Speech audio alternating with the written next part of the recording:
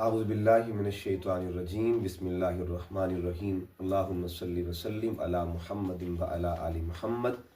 बिअददि कुल्लि शैइन मालूमिन luck सलातम व सलामुन अलैका या सय्यदी या रसूलल्लाह व अला आलिका व अस्हाबिका या सय्यदी या हबीबल्लाह। मुअज़्ज़ज़ व मुहतरम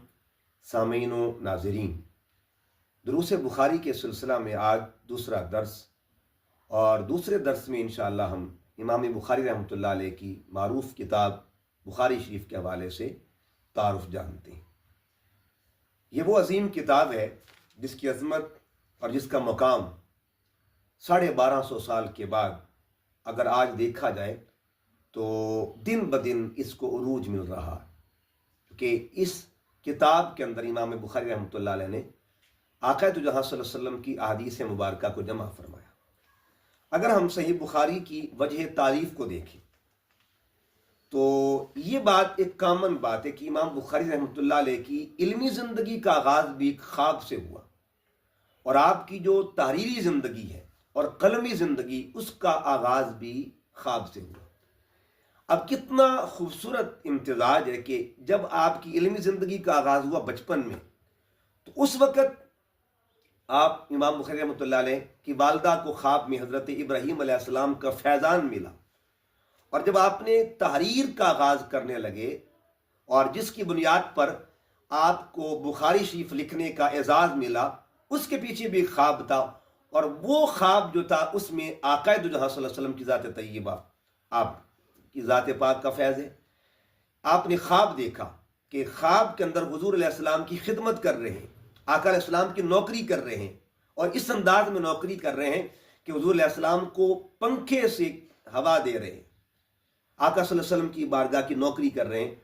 तो जब इस दौरान कुछ मक्खियाँ करीब आने की कोशिश करती हैं तो आप मक्खियों को दूर करते हैं। जब आप बेदार हुए तो बड़े परेशान हुए,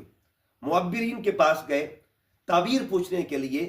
तो मुअब्बिरीन ने कहा कि आपसे अल्लाह ने बड़ा काम लेना है, बहुत बड़ी अल्लाह पाक ने खिदमत लेनी है कि आप को अल्लाह रब्बुल इज़्ज़त ने हुज़ूर अलैहिस्सलाम की हदीस की नौकरी के लिए मुंतखब कर लिया है, चुन लिया है। यानी आप जो है सही और सकीम अहादीस को जुदा जुदा करेंगे।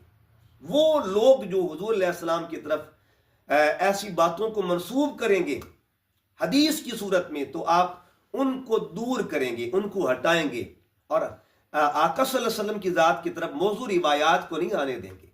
तो कहने का मकसद ये है, ये ख्वाब हकीकत में इशारा था कि अल्लाह ने आपसे दिफाए हदीस का काम लेना है, हिफाजत हदीस का काम लेना है,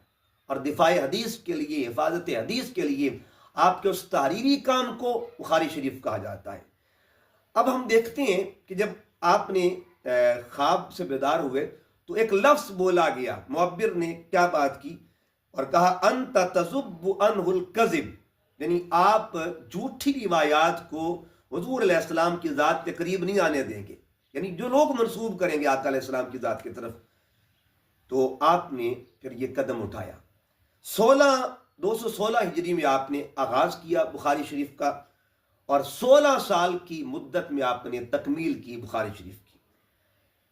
अगर हम बुखारी शरीफ की हदीस मुबारका को तो वैसे मजमूई तौर पर इमाम बुखारी को 6 लाख हदीस ज़ुबान नहीं आती, यानी कमाल की मेमोरी है और कमाल का हाफजा। इससे आपकी जहानत का और काबिलियत का अंदाज़ा लगाए कि 6 लाख हदीसें इमाम बुखारी को ज़ुबानी याद थी। और इमाम बुखारी फरमाते हैं कि 16 साल की उम्र में, हाफजा देखें, 16 साल की उम्र में तमाम जो कुतुब थी अहलुर राय की, वो मैंने हिफ्ज़ कर ली थी। यानी फरमाते हाफिज तो कलाम हाउलाए, यानी कलाम असहाब राय, मैंने असहाब राय का जितनी भी किताबें थी वो तमाम तर जो थी हिफ्ज़ कर ली थी, जिनमें इमाम बकी की किताब थी और भी जो असहाब राय और अब्दुल्ला बिन मुबारक की कुतुब थी, वो सारी हिफ्ज़ कर ली थी। तो अगर देखा जाए तो आपने उन 6 लाख अहादीस में से 7397 अहादीस का इंतखाब किया। इसमें मुअल्लकात को अगर शामिल कर लें और मुताबात को शामिल कर लें तो 9082 अहादीस ये बनती हैं बुखारी शरीफ के अंदर, यानी ये मुकम्मल, यानी अगर मुअल्लकात और मुताबात को शामिल कर लें। इस किताब में ख़ास बात है कि 22 अहादीस ऐसी हैं जिनको सुलासियात का दर्जा हासिल है। सुलासियात उन अहादीस को कहते हैं कि इमाम बुखारी اور آقا علیہ السلام کے درمیان صرف 3 واسطے رہ جاتے ہیں، اور 3 واسطوں کے ذریعے امام بخاری قرب مصطفیٰ صلی اللہ علیہ وسلم حاصل کرتے ہیں۔ آقا علیہ السلام کی ذات کا فیض 3 واسطوں کے ذریعے ان احادیث کو ثلاثیات، اور اس طرح کی 22 احادیث جو ہیں وہ بخاری شریف کے اندر موجود ہیں۔ امام بخاری رحمۃ اللہ تعالی علیہ کی اگر بخاری کی ترتیب کو دیکھا جائے، یعنی تکمیل، آغاز سے لے کے تکمیل تک تو 3 مرحلے ہیں، آغاز سے لے کر تکمیل تک بخاری شریف کے 3 مرحلے ہیں۔ پہلے مرحلے کو اسفار کہتے ہیں، دوسرے مرحلے کو مسودہ، اور تیسرے مرحلے کو تکمیل کہتے ہیں۔ یعنی آپ نے اسفار کیے حدیث کے لیے، جمع کے لیے، یعنی جمع حدیث کے لیے آپ نے اسفار کیے، سفر کیے، اور پھر آپ نے مسودہ کہاں پہ مکمل کیا؟ آپ نے حرم کعبہ میں، یعنی بیت اللہ شریف کے سامنے بیٹھ کے آپ نے مسودہ بخاری کا مکمل کیا۔ اور پھر جب تکمیل آئی کا مرحلہ آیا، یعنی جب ابواب بندی گئی، تراجم الابواب کا مرحلہ آپ نے مکمل کیا، تو وہ کہاں پہ کیا؟ اس کے بارے میں جو محدثین لکھتے ہیں، فرماتے ہیں ان عدت من المشائخ حول البخاری تراجم جامعہ بین قبر النبی صلی اللہ علیہ وآلہ وسلم و ممبری، کہ حضور علیہ السلام کی قبر انور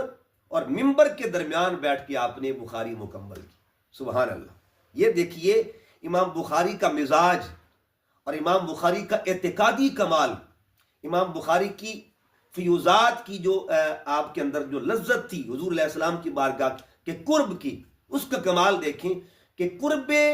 نبوی صلی اللہ علیہ وسلم میں بیٹھ کے، قبر رسول کے پاس بیٹھ کے، اس سے یہ بھی پتہ چلا کہ امام بخاری کا ذوق کیا تھا کہ حضور علیہ السلام کی قبر کا فیض مل رہا ہے، حضور علیہ السلام کی ذات کا فیض ملتا ہے، کہ قبروں پر جانا، خاص طور پہ قبر رسول صلی اللہ علیہ وسلم کے فیوزات، یہ امام بخاری کا مزاج کا حصہ ہے۔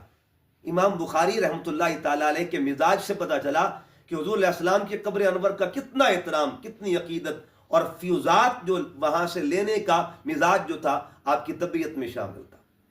امام بخاری رحمۃ اللہ علیہ کی کتاب آج بھی ہر جگہ پہ، ہر مدرسہ کے اندر اس کا تعارف ہوتا ہے، اور پھر دیکھیے اس کتاب کے اہتمام ہوتے ہیں، اس کے اجتماع ہوتے ہیں، یعنی اس کتاب کی تقریم پر اجتماع کیے جاتے ہیں، کبھی افتتاح بخاری، کبھی ختم بخاری کے نام پہ۔ تو جن کی کتاب کو اللہ نے اتنا چرچا بخشا ہوا ہے، ان کی ذات کا عالم کیا ہوگا، ان کی اپنی شان کا عالم کیا ہوگا۔ تو کتابوں کی شکل میں آپ کی ذات بولتی ہے، آپ کا کام بولتا ہے، آپ کی ذات جو ہے اس کا کمال نظر آتا ہے۔ آخری بات عرض کرنا چاہتا ہوں، امام بخاری رحمۃ اللہ علیہ کی جو کتاب بخاری شریف ہے، اس کی بہت سی شروحات لکھی گئی، ان میں عربی بھی ہیں اور اردو بھی ہیں، اور بھی بڑی بڑی زبانوں میں شروحات لکھی